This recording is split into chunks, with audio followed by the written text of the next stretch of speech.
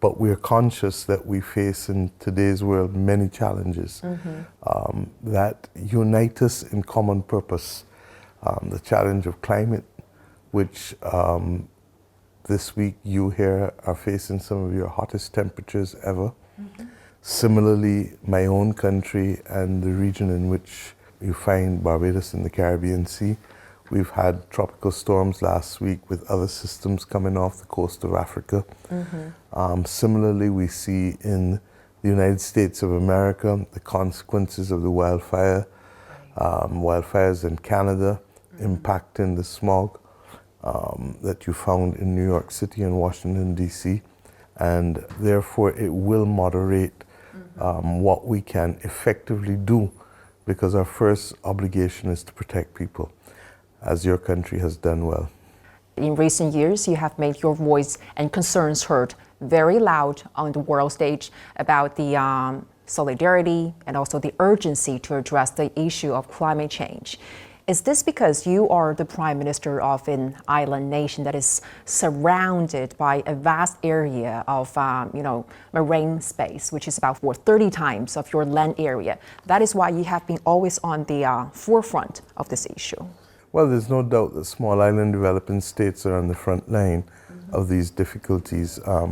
We like to say that we have been the canaries in the mine, and regrettably, had people listened to our concerns earlier, we might have seen quicker action. We're now seeing countries between the tropics of Cancer and Capricorn predominantly affected, and this constitutes probably about 40% of the world's population. The big issue for us, of course, is will we have sufficient time to do and to protect as many people and as many of our institutions and as much of our country as possible from the ravages of it. For us as a small island developing state, I refer to the floods and the hurricanes as the chronic NCDs, the big events of the climate crisis. But the more insidious events, the ones that are attacking us daily, are the water shortages. And those are compounded very often by drought. And then, of course, the presence of sargassum seaweed, which comes on our shores in huge amounts. Overnight, you can have 3-4 feet of sargassum seaweed piling up.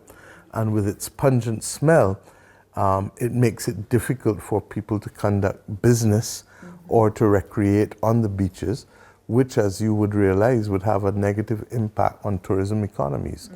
So across multiple fronts, as a small island developing state, we face these realities.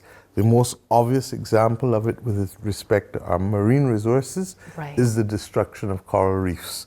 And there is a perspective that within 30 years, if we don't check our behavior, the planet can see most of the coral reefs on the planet destroyed. Just as the old Barbadians goes, one blow does kill one old cow. So any trivial changes, I did my homework. So any trivial changes could really sometimes make a catastrophic impact to the climate change, right? Exactly. And what we're seeing across the world, regrettably, are climate migrants. What is demanded of us is the coordinated action to protect the planet, to protect the biodiversity, to see how we're going to use what we have.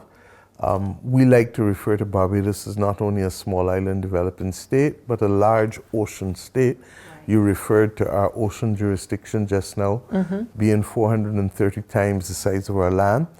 And therefore, we're conscious that we have an obligation that goes beyond what our land size would otherwise reflect.